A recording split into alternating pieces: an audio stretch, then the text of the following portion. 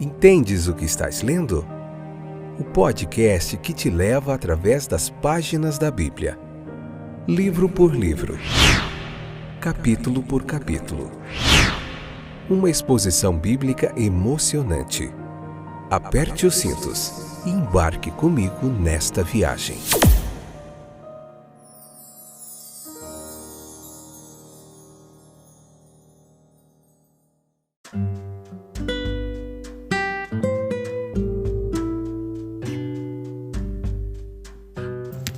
Olá, meus queridos companheiros de viagem através das páginas da Bíblia. Eu sou o Fábio e esse é mais um Fora de Série excepcional, fantástico, espetacular episódio do podcast Entendes o que estás lendo. Vamos lá seguir em frente.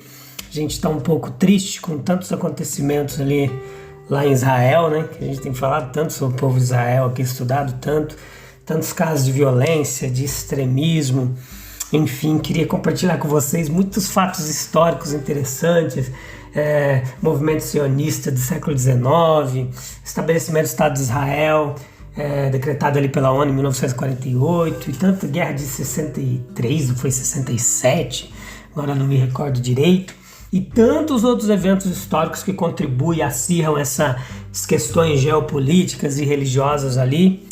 Mas quem sabe no outro episódio a gente aprofunda mais nesse assunto, porque precisamos continuar aquilo que começamos. Não dá para mudar o foco.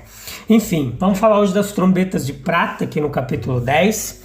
Hoje é Números capítulo 10, a parte 1, episódio de número 520. Esta é a 7ª temporada, onde estamos vendo o livro de Números, capítulo por capítulo, aí, nesse estudo sequencial da Bíblia.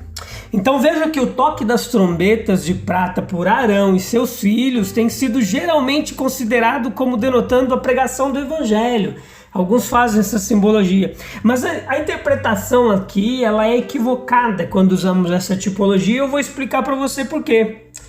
Porque ela surge de uma confusão de interpretação com respeito a outra trombeta, a trombeta do jubileu.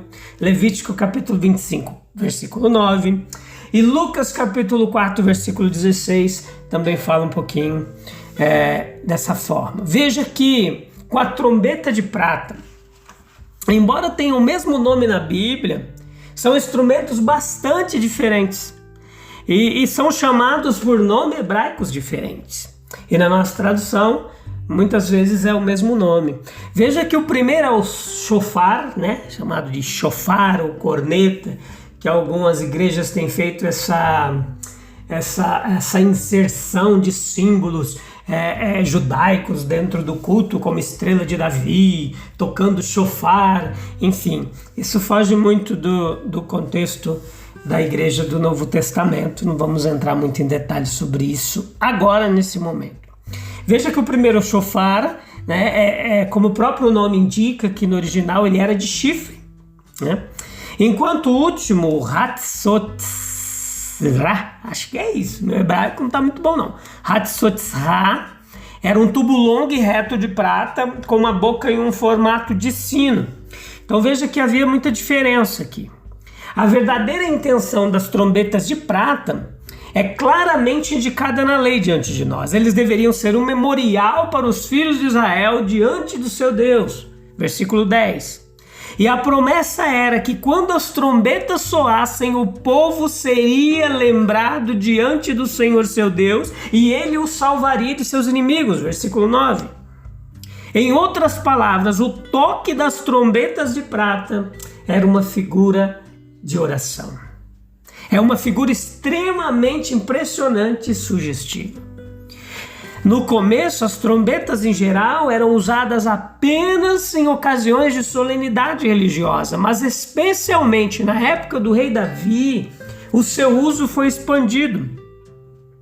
E mais tarde, durante o reinado de Salomão, nós lemos que durante a dedicação do templo, ao menos 120 sacerdotes tocaram suas trombetas. Leia lá. 2 Crônicas, capítulo 5, versículo 12, capítulo 7, versículo 6.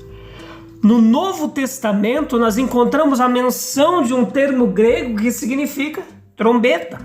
e provavelmente se refere ao próprio shofar, visto que sempre aparece no sentido militar ou em ocasiões apocalípticas.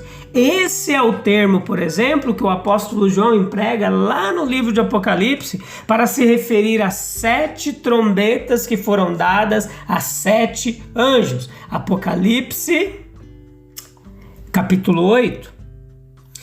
Então vamos lá, mais detalhes. Apresenta certos aspectos da oração que dificilmente podem ser muito lembrados.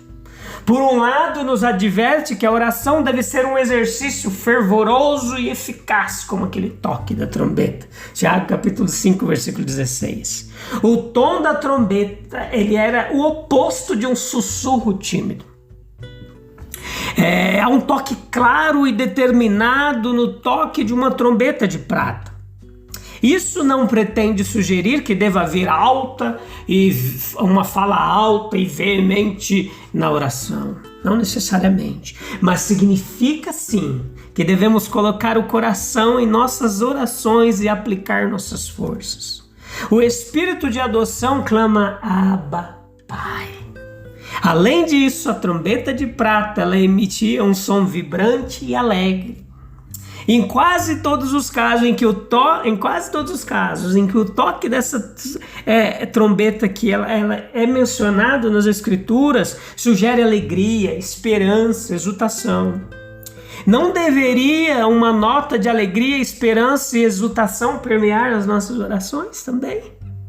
Quando nós oramos, meus queridos ouvintes, devemos usar uma certa ousadia santa. Nós devemos nos aproximar, devemos falar com plena certeza de fé, e isto, confesso, pode ser levado por alguns a uma simbologia longe demais.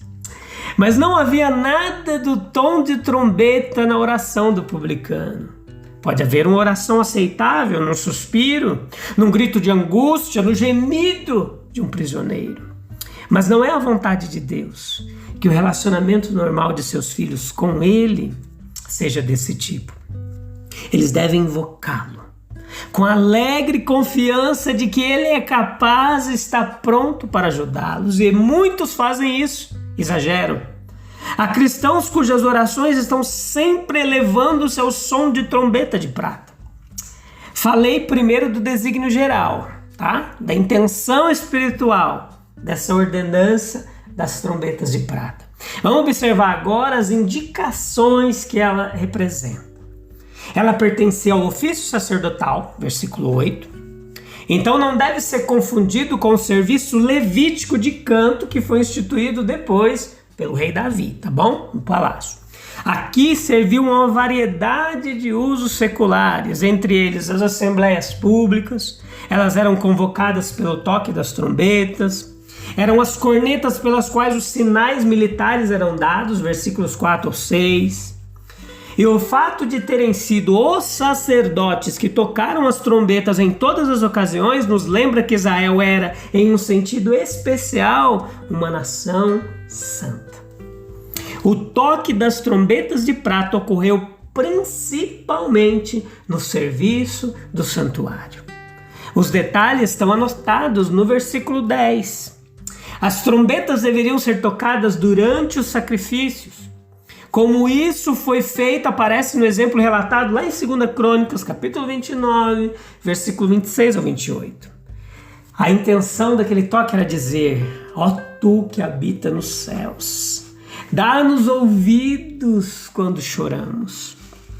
Lembra-te de todas as nossas ofertas, aceita o nosso sacrifício queimado. Concede-nos o desejo de nosso coração e cumpre todos os nossos conselhos. Então, os sacrifícios particularmente nomeados para serem assim sinalizados são o holocausto e as ofertas pacíficas. Não a oferta pelo pecado, que era uma outra espécie de oferta. Você pode ir lá no livro de Levítico e ver detalhe por detalhe, que eu já expliquei lá capítulo por capítulo. Veja que a omissão dificilmente poderia ter sido acidental. Então veja que, de forma simbólica, que quando caio em um pecado notável, eu devo humilhar-me diante de Deus com vergonha, com arrependimento, com temor, com tremor. O grito do publicano é o que me convém, em vez da exultação e da alegria ao som da trombeta. Então a oferta pelo pecado ela é apresentada de maneira mais aceitável, sem um toque de trombetas. Quanto ao holocausto, que denota uma dedicação, uma oferta pacífica, que fala de nossa comunhão com Deus e da nossa comunhão de uns com os outros no Senhor. Estes são mais aceitáveis quando são acompanhados de alegria e exultação agradecida em Deus. O toque das trombetas de prata ela abundava especialmente nas grandes solenidades, ou seja, nas luas novas, nos 3 grandes festivais anuais, nos dias solenes do ano judaico e em todos os dias de alegria especial. Acima de todos os outros dias solenes, o primeiro dia do 7º mês deveria ser assim distinguido. O 7º mês era aquele em que acontecia a festa dos tabernáculos, na lua cheia, no final de setembro ou no início de outubro, depois de o Senhor ter coroado o ano com a sua bondade. A lua nova desse mês foi a festa do toque das trombetas, conforme Levítico capítulo 23, versículo 24. E apropriadamente inaugurou a festa da colheita, a mais alegre de todas as festas do ano. Números capítulo 10, versículo 1 ao 10.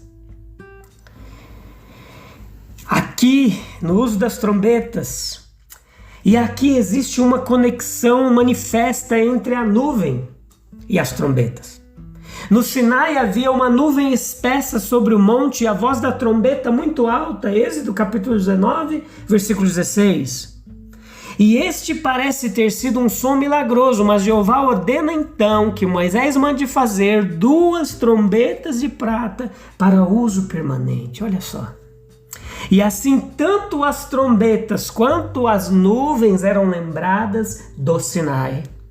Deus usa o som junto com a luz para expressar a sua vontade ao seu povo. Ele apela não aos olhos, mas também aos ouvidos. E embora a nuvem estivesse lá, nos direcionando, eles nunca observavam.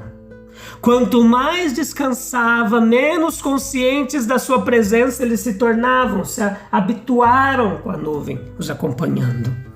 E portanto Deus acrescenta a isso som repentino e surpreendente das trombetas, para interromper cada um em seu trabalho ou despertá-lo do sono. Então sempre houve as mesmas 2 trombetas, mas soavam de maneiras diferentes e para propósitos diferentes. Houve um som para os príncipes, houve um outro som para o povo. A trombeta chamava eles para a marcha e em outro momento, quando a marcha terminava, ela os chamava para a batalha. Tinha a ver com grandes ocasiões religiosas e momentos de alegria especial, por exemplo, o ano do jubileu, Levítico 25, 9. Portanto, há um só Espírito e diversidade de operações. Aí está o Espírito chamando a atenção dos homens por meio de sinais e maravilhas. E há o mesmo Espírito agora inspirando através dos homens que escreveram livro após livro das Escrituras. E agora essas escrituras elas permanecem como uma silenciosa trombeta de prata, até que o mesmo Espírito, soprando através delas, as faça ensinar, consolar, prometer, alertar, de acordo com a necessidade do indivíduo que as ouve. A trombeta de Deus não emite som incerto. 1 Coríntios 14, 8. Paulo confiou nele com a mais completa confiança em seu trabalho missionário. Atos capítulo 16, versículo 6 ao 10. Há um som de trombeta que nos diz não apenas para fazer algo para Deus, mas exatamente o que fazer. Quem tem ouvidos para ouvir, ouça. Então, quando a gente vai lá para o versículo 29 ao 32 desse capítulo 10... esse incidente aqui relatado, ele nos remete ao dia 41 anos atrás, quando Moisés, um fugitivo do Egito, chegou ao poço em Midian e lá se encontrou com a filha de Jetro. Ao fim de 40 anos, o Senhor obrigou Moisés a abandonar Midian para que ele pudesse ser o líder de Israel. Mas isso não o separou definitivamente de qualquer ligação com a casa do seu sogro midianita. Quando Israel, em marcha desde o Egito, chegou à fronteira do deserto do Sinai, Jetro saiu ao seu encontro para recebê-lo. Feito isso, ele voltou para a sua própria casa para cuidar das suas ovelhas. Mas o seu filho Hobabe, cunhado de Moisés, ele ficou para trás e testemunhou a promulgação da lei. Quando a marcha estava prestes a ser retomada, Hobabe ele se propôs a se despedir de sua irmã e de Moisés, seu cunhado, mas Moisés não quis ouvir disso. Lembrando a Hobabe a herança que aguardava Israel na terra dos cananeus, seja em seu próprio nome, em nome de todo o povo, Moisés convidou, olha só, a se juntar à companhia deles e a compartilhar toda a bondade que o Senhor estava prestes a fazer a eles em cumprimento de sua promessa. Este convite, dirigido por Moisés e pela congregação a alguém que não pertencia à descendência de Jacó, não tem pouco interesse histórico. Não. O seu interesse prático é ainda maior, pois exibe um exemplo brilhante de um desejo que deve sempre encontrar lugar no coração dos fiéis. O desejo de atrair para a sua comunhão aqueles que estão de fora. Vendo o texto sobre essa luz, ele apresenta 3 tópicos que merecem consideração. Em seu próprio nome, em nome de todo o povo, Moisés convidou a juntar-se à sua companhia e a partilhar de todo o bem que o Senhor estava prestes a fazer-lhes em cumprimento de sua promessa. Então, para a gente finalizar aqui, Moisés dizia, olha, nós estamos viajando para o lugar de que o Senhor disse, eu darei a você. O Senhor falou bem a respeito de Israel. Nos lábios de Moisés e da congregação, essa foi realmente uma profissão e uma expressão de fé. Desde o dia em que Deus chamou Abraão, ele e sua semente foram ensinados a esperar Canaã como herança. E cabia a fé abraçar a promessa e buscar o seu cumprimento. Na fé dessa promessa, Abraão, Isaque e Jacó viveram e morreram.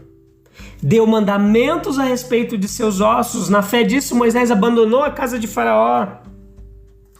Na fé, ele se recusou a se juntar aos midianitas de Jetro e chamou o filho que ele nasceu em Midian de que? Gerson, que significa um estranho ali. Tá bom, meus queridos? Se Deus quiser, eu te encontro no próximo episódio, onde nós vamos continuar meditando nesse capítulo 10, tá bom? Te vejo lá, se Deus quiser. Um abraço. Deus abençoe. Tchau, tchau.